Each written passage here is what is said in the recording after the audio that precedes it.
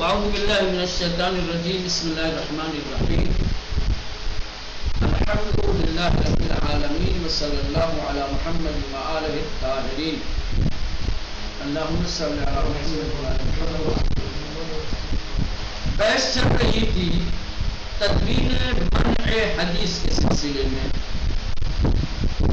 کہ تقریباً 100 سال کے قریب ایک صدی تک قرآن مجید کے احادیث کے نقل اور کتابت پر پابندی تھی، اور اس پابندی کے سلسلے میں علماء اہل سنت نے دلیلیں پیش کی ہیں کہ ایک صدی تک حفظ حدیث، نقل حدیث یا کتابت حدیث پر جو پابندی تھی اس کے کچھ دلائل ہیں اور روایات. خود اللہ کے نبی نے کتابت حدیث سے، نقل حدیث سے منع کیا تھا. وہ روایتیں پڑھ رہے تھے. آج یہ 5ویں روایت ہے جو نبی کریم کے صحابی زید بن ثابت سے ہے. زید بن ثابت کہتے ہیں کہ ان رسول اللہ صلی اللہ علیہ وآلہ وسلم امرنا اللہ نکتب شیئا من حدیثہ. بالکل واضح لفظوں میں زید بن ثابت کہتے ہیں کہ اللہ کے نبی نے ہمیں حکم دیا تھا کہ ہم ان کی حدیث میں سے کچھ بھی نہ لکھیں. تو ظاہر سی بات جب اللہ کے نبی کتابت حدیث سے منع کریں گے تو کس میں ضرورت ہے کہ وہ لکھے گا؟ ٹھیک ہے، یہ وہ مہم ترین حدیثیں ہیں جن حدیثوں کو منع حدیث کے سلسلے میں دلیل کے طور پر پیش کیا جاتا ہے. یہ 4-5 حدیثیں جو نقل کی ہیں انہوں نے، یہ اہم ترین حدیثیں ہیں جس کو اہل سنت دلیل کی بنیاد پر پیش کرتے ہیں کہ ایک صدی تک تدوین حدیث پہ جو پابندی تھی اس کی دلیل یہ حدیثیں ہیں، کیونکہ منع کیا گیا تھا اس لیے کوئی نہیں لکھتا تھا. ٹھیک ہے، اب یہ دیکھنا ہے کہ ان احادیث کی اہمیت کس حد تک ہے اور یہ احادیث واقعاً کیا اعتبار رکھتی ہیں. ان حدیثوں کو منع تدوین حدیث کی دلیل بنایا جا سکتا ہے، نہیں بنایا جا سکتا، یہ تمام باتیں دیکھتے ہیں. انہا مہم ترین احادیث اس کے کہنے کی یہ اہم ترین حدیثیں ہیں کہ در رہی از کتابت بدان استناد میں سوال کہ حدیث کی کتابت کی نہیں کے سلسلے میں جس کو دلیل کے طور پر پیش کیا جاتا ہے. یعنی اگر آپ سے کہیں کہ منع تدوین حدیث کی دلیلیں کیا ہیں، یہ روایتیں. ٹھیک ہے، اکرم ضیاء العمری فقط سے حدیث درمن آوردے و استناد و استاد حسینی جلالی مجموع احادیث را گرد آوردے و عدد آن به 8 رسیدے آیاز. پہلے اکرم ضیاء عمری نے منع تدوین حدیث کے سلسلے میں صرف 3 حدیثوں کا ذکر کیا ہے. وہیں استاد حسینی جلالی نے وہ حدیثیں کہ جن حدیثوں میں کتابت حدیث سے منع کیا گیا ہے، ٹھیک، ان کی تعداد 8 بتائیے، 8 حدیثیں نقل دی ہیں. اب یہ جو چاہے 3 مان لو، 5 مان لو، 8 مان لو، جو بھی حدیثیں ایسی ہیں کہ جن حدیثوں میں منع کیا گیا ہے حدیث کی کتابت سے، اس کی تدوین سے، ٹھیک، اب ان حدیثوں کی بررسی کرتی ہے. یعنی ان روایتات و ایرادات مواجہ، یعنی یہ جو روایتیں ہیں منع تدوین حدیث والی، ان احادیث پر کچھ اعتراضات، کچھ ایرادات وارد ہوتے ہیں. سب سے پہلا اعتراض، اولین و مہم ترین اشکال ان احادیث معارض آنہا با احادیث تجویز کتابت ہے. معارضہ سب سے پہلے ٹکراؤ ہے. یہ جو 5 یا 8 حدیثیں ہیں جس میں کتابت حدیث سے روکا گیا ہے، منع کیا گیا ہے، اس کے مقابلے میں حدیثوں کا ایک انبار ہے کہ جس میں احادیث کی کتابت کا حکم دیا گیا ہے. تعارض ہے. ٹکراؤ ہے. یہ چند حدیثیں ہیں جو کہہ رہی ہیں کہ کتابت حدیث ممنوع ہے. اس کے مقابلے میں حدیثوں کا ایک انبار ہے جو یہ کہہ رہا ہے کہ کتابت کیجیے، حدیث کو لکھیے، اس کو سارا مت ہونے. یہ معاوضہ ہے. اور اس سے پہلے ابتدا وہیں سے کی تھی جہاں حفظ حدیث، کتابت حدیث، نقل حدیث کی تشویق اور ترغیب دلائی گئی تھی اور اس کی اہمیت اور فضیلت کو بیان کیا گیا. تو ابتدا میں جو احادیث نقل کی گئی تھی جو حفظ حدیث کے سلسلے میں، جب ان حدیثوں کو ان حدیثوں کے مقابلے میں لائیں گے تو ایک طرف کہا کہ 40 حدیث یاد کرے گا تو اس کو یہ فضیلت حاصل ہوگی. یہی کہا گیا ہے کہ اپنے حافظے پر اعتبار نہ کرو، جو کچھ کہا جا رہا ہے اسے لکھو. اللہ کے نبی امیر المومنین سے لکھواتے تھے، امیر المومنین اپنے اصحاب سے لکھواتے تھے. یہ تمام احادیث کیا ہے؟ کتابت حدیث کی دلیل ہے، کتابت حدیث پر دلالت کرتی ہے. اور یہ چند حدیثیں جو ابھی راشد نے ذکر کیا ہے، 5 من حدیث پر، ان دونوں حدیثوں کے درمیان کیا ہے؟ معارضہ ہے، ٹکراؤ ہے. کچھ حدیثیں تجویز کتابت کو بیان کرتی ہیں، کتابت کے جائز ہونے کو. یہ کچھ حدیثیں ہیں جو کتابت کو ممنوع قرار دیتی ہیں. اب جب تعارض ہو گیا تو یہ تعارض حل کیسے ہوگا؟ کرے در حل ان تعارض برخی از عالمان سنی، احادیث تجویز را ناسخ احادیث منع دانست بگفتن من در زمانی بود که خطر اختلاط قرآن با احادیث می رفت یا برای افرادی بود که از اتقان و سخت برخوردار نبودند. لیکن پس از آنکه آشنایی صحابه با قرآن حدیث پیامبر کتابت را تجویز کرد. اب یہ مسئلہ تعارض کو حل کرنے کے لیے علماء اہل سنت نے کچھ راستے نکالے ہیں، کچھ باتیں ذکر کی ہیں.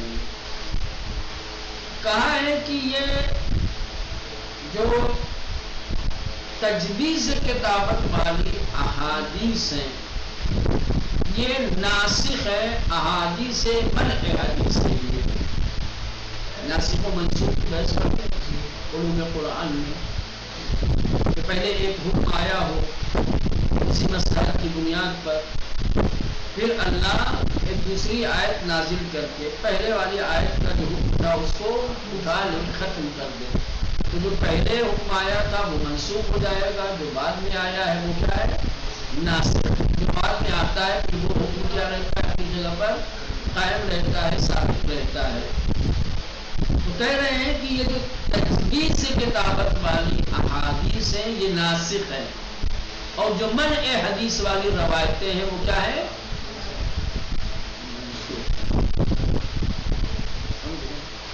جو احادیث منع حدیث پر دلالت کرتی ہیں وہ احادیث اس وقت اللہ کے نبی نے ارشاد فرمائی تھی کہ جب احادیث کا قرآن کے ساتھ اختلاط کا خوف تھا، آیات الہی سے قرآن سے اچھی طریقے سے لوگ آشنا نہیں تھے، احادیث اور آیات کا آپس میں ملنے کا خوف تھا، اس لیے منع کیا تھا. یا بعض ایسے افراد جو بہت زیادہ متقن نہیں تھے یا جن کو بہت اچھی طریقے سے لکھنا نہیں آتا تھا، جن سے اشتباہ کا خوف تھا، ان کے لیے منع ڈالا کہ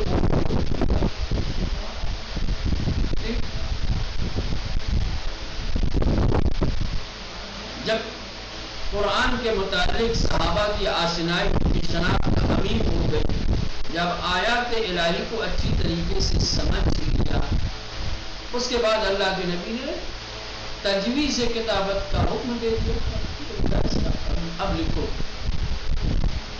اب تم تشخیص دے سکتے ہو کہ آیت کون ہے، لیکن جب تک صحابہ کے درمیان قرآن اور احادیث کی شناخت کا علم نہیں تھا یا اچھی طریقے سے پہچاننے کی صلاحیت نہیں تھی، اس وقت تک اللہ کے نبی منع کرتے رہے۔ جب آیات و روایات کے درمیان تشخیص کی صلاحیت پیدا ہو گئی اصحاب کے درمیان، پھر کیا یعنی منع تدوین حدیث کا حکم پہلے آیا ہے اور کتابت تجویز احادیث کا حکم بعد میں آیا ہے۔ لہذا جو حدیثیں منع کتابت پر دلالت کرتی ہیں وہ پہلے کی ہیں، وہ منسوخ ہو گئی، بعد میں جو تجویز کتابت کی احادیثیں مناسب ہیں اور اس کا اولین و مہم ترین اشکال ان احادیث، یہ جو حدیثیں ذکر کی گئی ہیں ان احادیث، سب سے اہم اور سب سے پہلا اشکال جو ہوتا ہے ان پر معارض آنہا با احادیث تجویز کتابت، معارضہ ہے ان احادیث کے ساتھ کہ جو کتابت کو جائز قرار دیتی ہے۔ یہ احادیث منع کتابت پر دلالت کرتی ہیں، ان احادیث سے کتابت کی ممنوعیت ثابت ہوتی ہے، اور کچھ دوسری احادیث ہیں کہ جن احادیث سے کتابت کا جواز ملتا ہے۔ لہذا یہ روایتیں تجویز والی روایتوں کے ساتھ کیا ہے؟ معارض ہے، ٹکراؤ رکھتی ہیں، اور ان احادیث کو کی جو تجویز سے کتابت پر دلالت کرتی ہیں ان کو اس سے پہلے والی فصل میں ذکر کیا گیا ہے۔ در حل ان تعارض، اب جب تعارض ہو گیا، ٹکراؤ پیدا ہو گیا احادیث کے بیچ، برقی از عالمان سنی، اہل سنت کے کچھ عالموں نے احادیث تجویز کا ناسخ احادیث منع دانستے، یعنی کہ جو تجویز والی احادیث ہیں ان کو منع والی احادیث کے لیے ناسخ مانا ہے۔ کہا ہے کہ تجویز والی احادیث ناسخ ہیں اور منع والی احادیث منسوخ ہیں، اور کہا ہے کہ منع در زمانی بود کے کتابت حدیث کی ممنوعیت اس وقت تھی کہ خطر اختلاط قرآن با احادیث بھی رفت، جب احادیث کا قرآن کے ساتھ اختلاط کا خطرہ تھا، مل جانے کا خوف تھا۔ جس وقت یہ خوف تھا کہ روایتیں آیات کے ساتھ مخلوط ہو جائیں گی، مل جائیں گی، اس وقت منع کیا گیا تھا۔ یا برائے افرادی بود، یا کتابت حدیث سے ان لوگوں کو روکا گیا تھا، ان لوگوں کو منع کیا گیا تھا کہ از اتقان و ثبت برخوردار نہ بودا، کہ جو بہت زیادہ قابل اطمینان اور قابل یقین نہیں تھے۔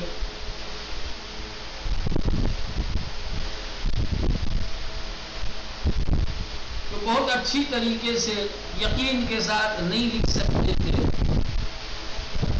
جن کی کتابت میں اختلاط کا خوف تھا، یا جن کی کتابت میں اشتباہ کا خوف تھا۔ تو یہ دو وجہ،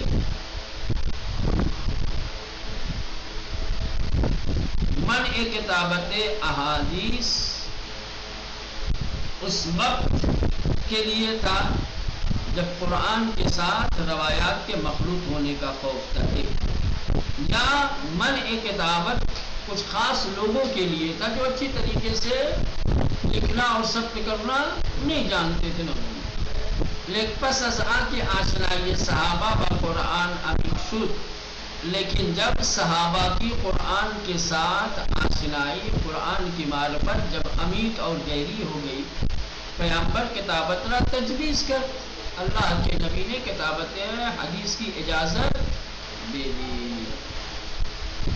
لیکن برقی دیگر مانند رشید رضا، لیکن بعض علماء اہل سنت جیسے رشید رضا احادیث منع را ناسخ دانستے. یہ بالکل برعکس کہا کہ جو احادیث منع ہیں یہ ناسخ ہے. پہلے اللہ کے نبی نے کتابت حدیث کی تجویز کا حکم دیا، بعد میں تو اگر منع حدیث کو منع کتابت حدیث والی روایات کو اگر ناسخ مان لیا جائے تو بعد میں کسی حکم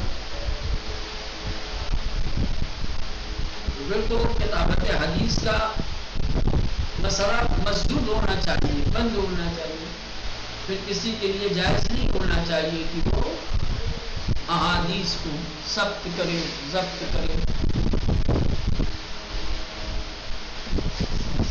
تو بات صورت ابھی تک جو آپ نے پڑھا اس سے یہ دو باتیں واضح ہوئی کہ دو طریقے کے نظریات ہیں.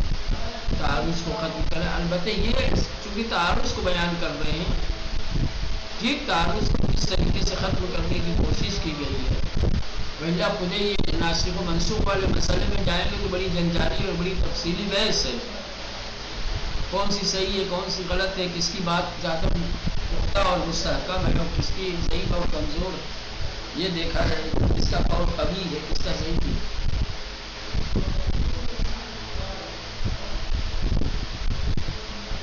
البتہ یہاں جزئی طور پہ اشارہ کر رہے ہیں کہ ناسخ بودن ادلہ منع با توجہ به ان کی پس از مدت زمانی امر کتابت شائع شد قابل قبول نہیں باشد. یعنی کہ وہ روایتیں کہ جو منع احادیث پر دلالت کرتی ہیں اگر اس کو ناسخ مان لیا جائے، اگر یہ تسلیم کر دیا جائے کہ احادیث سے منع کتابت احادیث ٹھیک ہے یہ ناسخ ہے، اور آپ کو سمجھے کہ کچھ مدت کے بعد کہ پہلے جائز قرار دیا گیا کتابت حدیث کو اور پھر کیا ہے مولانا منع کر دیا گیا، یہ بات قابل قبول نہیں ہے، ہضم نہیں ہوتی.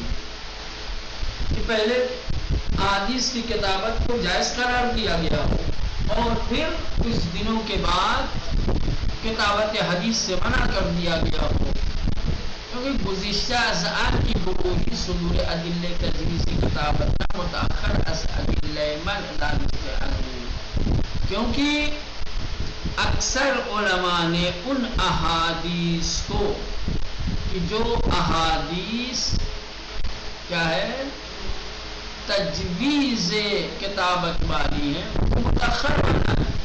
کہا کہ پہلے منع احادیث والی روایتیں ہیں، اس کے بعد تجویز کتابت والی. تو ظاہر سی بات ہے جو چیز بعد میں آتی ہے وہ ناسخ ہوتی ہے، جو پہلے ہوتی ہے وہ منسوخ ہوتی ہے.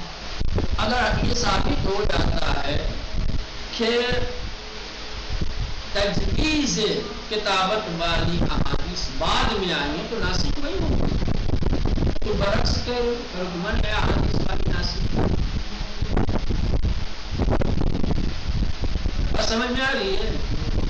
ناسخ و منسوخ میں کیا ہوتا ہے؟ جو چیز پہلے ہوتی ہے وہ منسوخ ہوتی ہے، جو بعد میں آتی ہے وہ ناسخ ہوتی ہے.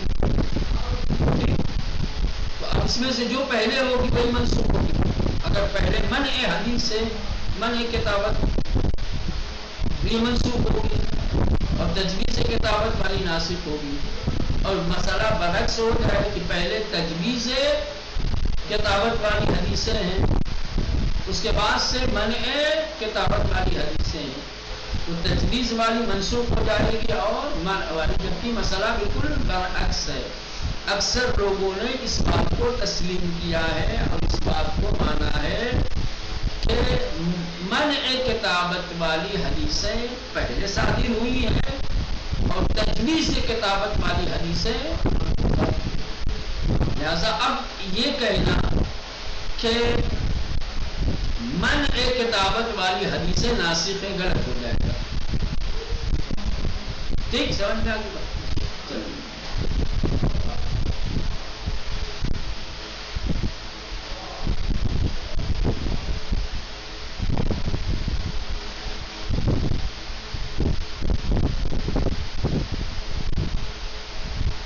بتائیں صورت ناسخیت ادلے من معنائی نخواہت. جب یہ بات ثابت ہو گئی کہ تجویز کتابت والی حدیثیں متأخر ہیں، بعد میں ہیں، اور منع کتابت والی پہلے ہیں، تو منع کتابت کو ناسخ مانا جائے، یہ بات قابل قبول نہیں ہے. بجز آن باید گفت احادیث تجویز از اطمینان صدور برخوردار است کا آنجا کی برقی ادعای تواتر آنہا را داشتان. ایک جواب یہ ہوگی کہ یہ جو دو گروہ کی احادیث ہیں، ایک تجویز کتابت والی اور ایک منع کتابت والی، تو جو تجویز کتابت والی ہیں یہ زیادہ معتبر ہے، زیادہ قابل اطمینان ہے، یہاں تک کہ ان کی تعداد حد تواتر تک ہے. اس کے برعکس جو منع کتابت والی ہے وہ بہت زیادہ قابل اطمینان نہیں ہے. تو تعارض کی صورت میں جس پر اطمینان زیادہ ہو اسے لیا جائے، جس میں اطمینان کم ہے اسے تجویز والی کتابت کو، تجویز والی احادیث کو، تجویز کتابت والی جو احادیث ہے ان کو لیا جائے، اور منع کتابت والی جو احادیث ہے ان کو بجزآن باید وہ جو کچھ اوپر بیان کیا. اس کے علاوہ یہ بھی کہا جا سکتا ہے کہ احادیث تجویز کہ تجویز کتابت والی جو حدیثیں ہیں از اطمینان صدور برخوردار است، وہ اطمینان صدور کے ساتھ ہیں، ان کا صادر ہونا یقینی ہے. انجائی کی برقی ادعائے تواتر آنہا را داشتے ہیں، یہاں تک کہ بعض محققین اور بعض علماء نے تجویز کتابت والی احادیث کو تواتر کی حد تک تسلیم کیا ہے. تجویز کتابت والی حدیثیں کیا ہے؟ متواتر ہیں، لذا احادیث منع نمی توانت با انہا معارض کنا. لہذا جو منع والی احادیث ہیں وہ احادیث متواترہ کے ساتھ معارض نہیں ہو سکتی ہیں. تعارض ہوتا وہ بھی قابل اطمینان ہوتی، یہ بھی قابل اطمینان، وہ بھی متواتر ہوتی، یہ بھی متواتر ہوتی، لیکن ایسا نہیں ہے. تجویز کتابت والی احادیث زیادہ معتبر ہیں اور متواتر ہیں، لہذا معتبر اور متواتر کے مقابلے میں جو غیر معتبر ہیں اور غیر متواتر ہیں اس کو ترک کر دیا جائے گا، تعارض ہی نہیں.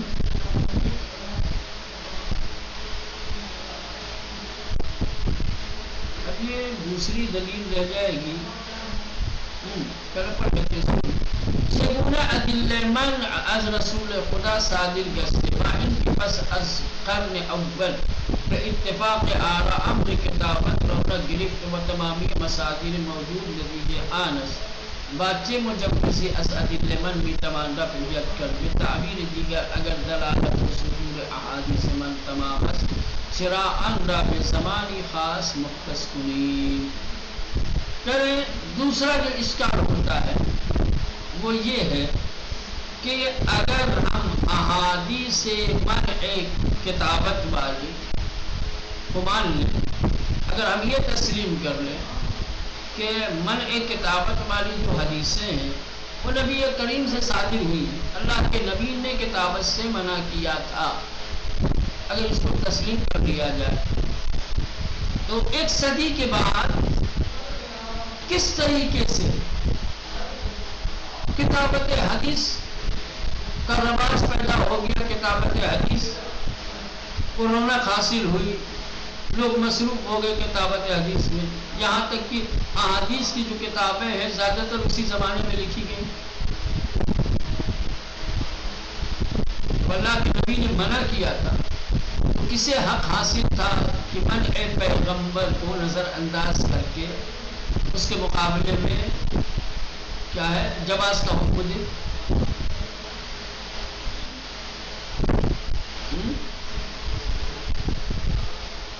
یا یہ کہ اگر ان احادیث کو واقعاً نبی کریم سے منسوخ کرتے ہیں، اگر ہم اس بات کا دعویٰ کرتے ہیں کہ منع کتابت والی حدیثیں اللہ کے نبی سے صادر ہوئی تھی اور یہ واقعاً معتبر ہے، قابل اطمینان ہے، تو کیوں ایک خاص زمانے سے مخصوص کرتے ہو؟ بس اتنی ہی زمانے تک ممنوع تھی، اس کے بعد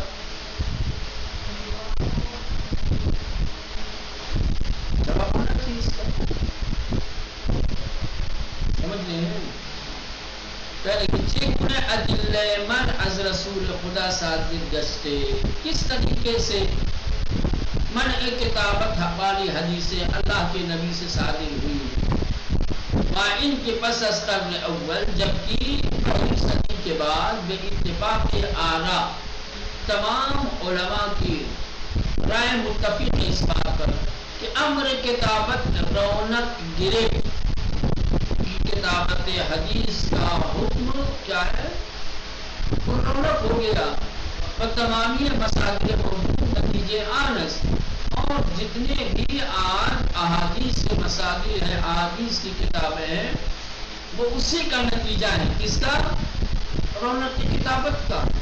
کتابت کو اگر رونق نہ ملی ہوتی تو احادیث کی اتنی ساری کتابیں آج ہوتی. تو سوال یہی ہے کہ منع کتابت والی حدیثیں اگر اللہ کے نبی سے صادر ہوئی تھی تو کیوں 100 سال تک رہی، اور اس کے بعد سے پھر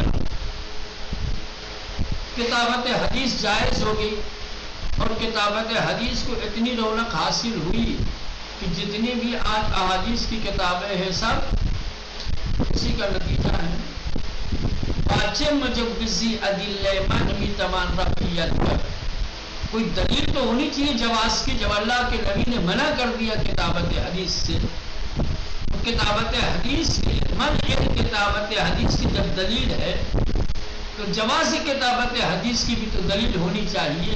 چلو ہم اگر تسلیم کر لیں کہ یہ احادیث اللہ کے نبی سے صادر ہوئی، ٹھیک ہے، جب اللہ کے نبی نے منع کر دیا تو جواز کے لیے کوئی دلیل تو ہونی چاہیے، یا پھر اس من کو اپنی جگہ پر قائم رہنا چاہیے. وہی کہنے کی پس ہاں باچے مجوزی کس جواز کی بنیاد پر از ادلہ منع، جو منع کی دلیلیں ہیں، میتوان رفعیت کر ہاتھ اٹھایا جا سکتا ہے. جب اللہ کے نبی نے منع کیا ہے تو کس جواز کی بنیاد پر ہم اس منع سے ہاتھ اٹھا رہے ہیں اور حکم منع کو ختم کر رہے ہیں اور جواز کا حکم دے رہے ہیں؟ کوئی تو دلیل ہونی چاہیے. بے تعبیر دیگر، دوسرے الفاظ میں، اگر دلالت و صدور احادیث منع تمامس، یعنی کہ منع کتابت والی حدیثیں اگر اللہ کے نبی سے صادر ہوئی ہیں، دلالت کے اعتبار سے کامل ہے، صدور کے اعتبار سے کامل، اس میں کوئی عیب نہیں ہے. اگر یہ تسلیم کر لیا جائے کہ منع کتابت والی جو احادیث ہیں وہ تام ہے، ہر جہت سے کامل ہے، اس میں کوئی عیب نہیں ہے. چرا آن را بے زمان خاص مختص کو نہیں، تو کیوں آخر منع کتابت والی حدیث کو کسی ایک زمانے سے مشخص معین کر رہے ہیں؟ کامل ہے، بدلتا تو نہیں، حکم بدلتا ہے، اس کے لیے کوئی دلیل چاہیے. منع کتابت والی حدیثیں اگر تام ہیں اس کو حکم باقی رہنا چاہیے ہمیشہ. کیوں آخر ایک معین اور محدود وقت سے آپ مخصوص کر رہے ہیں کہ منع کتابت محدود تھا مثلا بڑا وقت کے لیے، اس کے بعد اگر جائز ہوا تو جواز کی دلیل کہاں سے مل رہا ہو؟ یہ سارے اشکالات کن احادیث پر ہیں؟ ان احادیث پر کہ جو احادیث کیا ہے کتابت حدیث کی منع پر دلالت کرتی ہیں. لیے دو اہم اعتراضات ابھی تک ذکر ہوئے ہیں، بقیہ اعتراضات انشاءاللہ